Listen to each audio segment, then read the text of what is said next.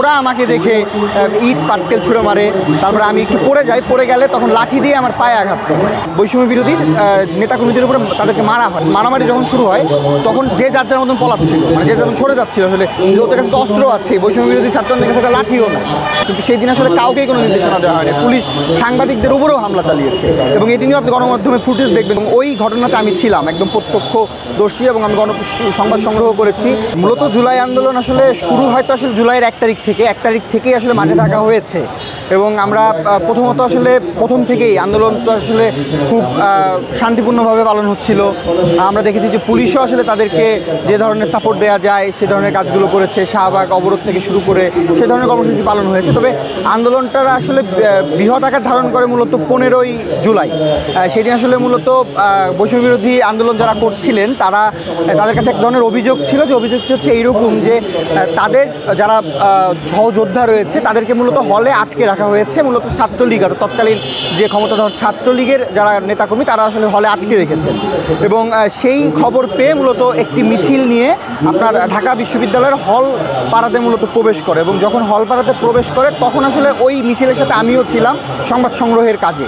এবং হল পাড়াতে যখন আমরা যাই প্রথমে মূলত তখনকার নাম বঙ্গবন্ধু হল, জিয়া হল, এই হলগুলোতে মূলত তারা প্রদক্ষিণ করে এবং হলের ভিতর গিয়ে স্লোগানের মাধ্যমে যারা মূলত যাদেরকে আটকে রাখা হয়েছিল তাদেরকে আন্দোলনে আনার জন্য যে কাজটি করণীয় সেই কাজটি বৈষম্য বিরোধী ছাত্র আন্দোলনের যারা নেতৃত্বে ছিলেন তারা আসলে করছিলেন।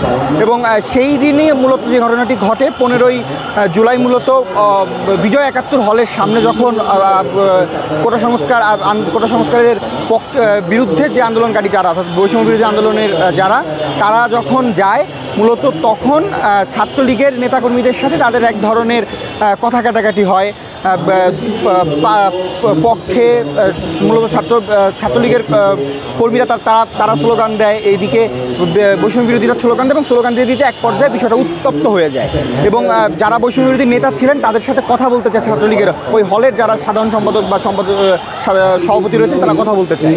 যখন ভেতরে যায় মূলত বৈষম্য বিরোধী নেতাকর্মীদের উপরে তাদেরকে মারা হয় এবং এই মারার ঘটনাকে কেন্দ্র করেই মূলত সারা বাংলাদেশে যে আন্দোলন বলা হয় বৈষম্য বিরোধীরা পরবর্তীতে সরকার পতনের আন্দোলনে যায় সেই দিন মূলত যায় এবং ওই ঘটনাতে আমি ছিলাম একদম প্রত্যক্ষদর্শী এবং আমি সংবাদ সংগ্রহ করেছি।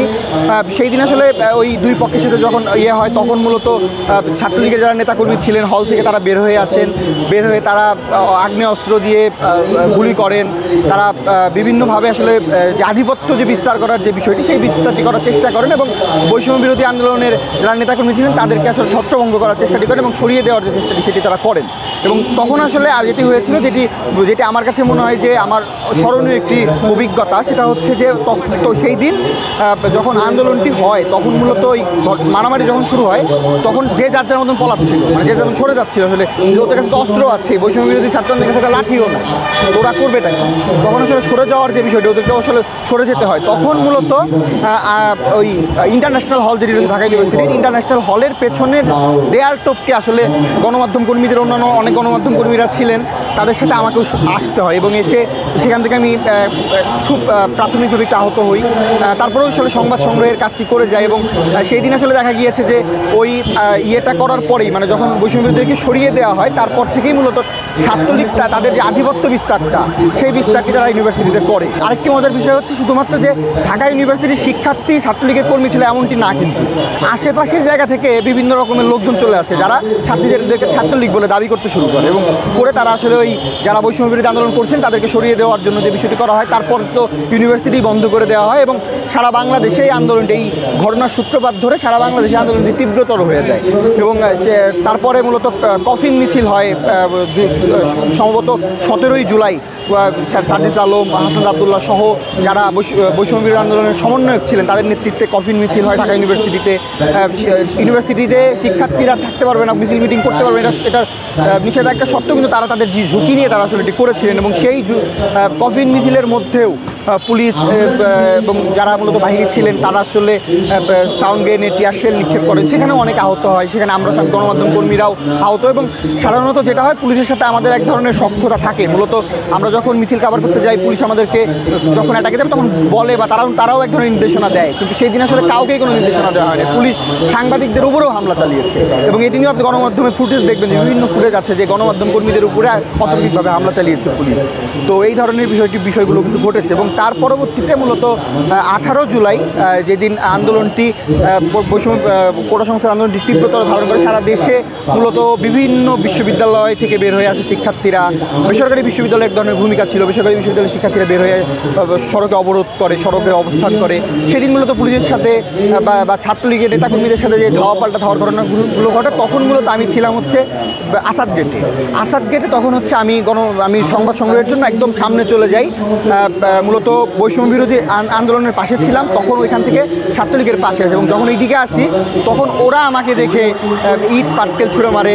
তারপরে আমি একটু পড়ে গেলে তখন লাঠি দিয়ে আমার পায়ে আঘাত করে, এবং আঘাত করলে আমি আহত হই। ওই দিনের পরে আমি মোটামুটি 2 দিন আমাকে ডাক্তার দেখানো হয়েছিল, এবং তখন বলেছিল যে বেড রেস্টে থাকতে হবে। পরে 2 দিন পরে তো কারফিউ দিয়ে দিল, কারফিউয়ের মধ্যেও সংবাদ সংগ্রহ ছিলাম। এবং সর্বশেষ আসলে যে ঘটনাটি 3 তারিখ, যেদিন মূলত শহীদ মিনারে মূলত যে তারা এক দফার দাবিতে চলে যায়, কোনো কিছুই না, কোটা সব কিছু কোনো কিছুই না, তারা মূলত সরকার পতনের এক দফার দাবিতে চলে যায়।